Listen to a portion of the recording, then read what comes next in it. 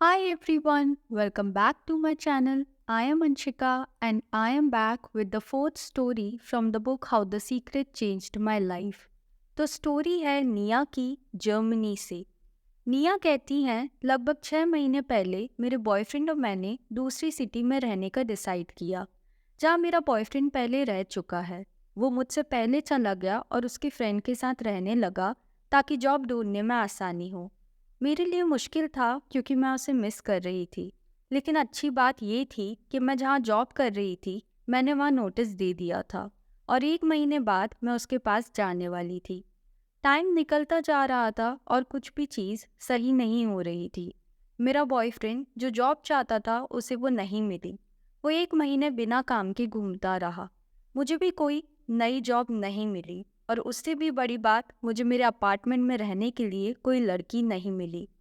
जिस दिन मैं अपार्टमेंट छोड़ने वाली हूँ, अगर उस दिन कोई लड़की आकर शिफ्ट नहीं होती है तो मुझे नेक्स्ट 3 मंथ्स का किराया देना पड़ेगा, जो हम अफोर्ड नहीं कर सकते थे।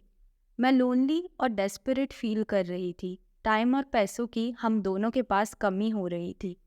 फिर एक वीकेंड पर जब मैं उससे मिलने गई थी, हमने एक अपार्टमेंट पसंद किया। लेकिन फिर बाद में हमें पता चला कि जो फैमिली उस अपार्टमेंट में रह रही थी, वो हमारे शिफ्ट होने वाले दिन के अगले कुछ दिनों तक खाली नहीं कर पाएंगे। हमने पहले ही मूवर्स को डेट दे दी थी जो चेंज नहीं हो पाती। सब कुछ बहुत मेस्ड अप था।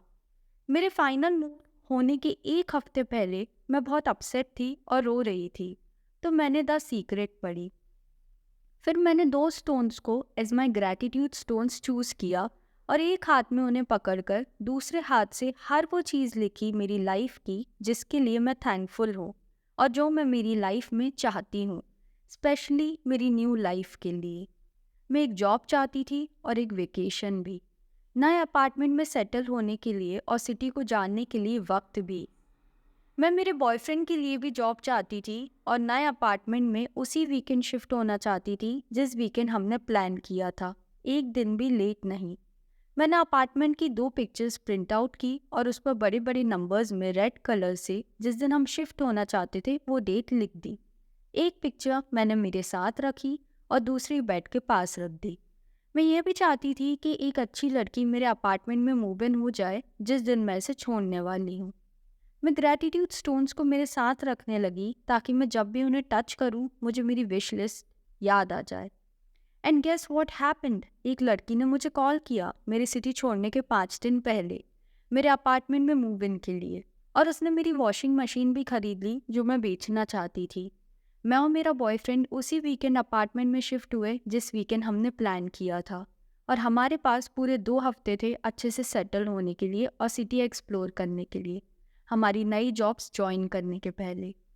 मैं बहुत ग्रेटफुल हूँ कि मुझे द सीक्रेट के बारे में पता चला। ये काम करता है, all you need to do is believe, specially in yourself. ये हर दिन मेरी हेल्प करता है। Thank you Rhonda, the secret को हमारे साथ शेयर करने के लिए। मैं भी इसे शेयर करती रहूँगी। स्टोरी यहाँ पर एंड होती है। कितनी अमेजिंग स्टोरी है।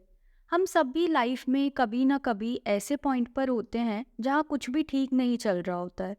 तो ये स्टोरी ये सिखाती है कि जिस वक्त आप किसी चीज़ को मांगते हैं वो उसी वक्त से आपकी है। बस आपको भरोसा होना चाहिए। आपको इस तरह एक्ट करना चाहिए, इस तरह बात करनी चाहिए, इस तरह सोचना चाहिए जैसे कि वो चीज़ आपके पास है इसी वक्त, जैसे निया ने किया था। अपने नए अपार्टमेंट की पिक्चर निकाल कर उस पर मूव इन की डेट लिख दी थी, जिससे वो ये बिलीव कर पाए कि वो उसी दिन अपार्टमेंट में शिफ्ट हो रही है। Whenever you get yourself to this place of believing, universe move all the people, circumstances and events for you to receive. तो आज की वीडियो में बस इतना ही। मिलते हैं अपनी नेक्स्ट वीडियो में। आप लोगों को ये स्टोरी कैसी लगी मुझे कमेंट करके ज़रूर बताइएगा। And don't forget to like, share and subscribe.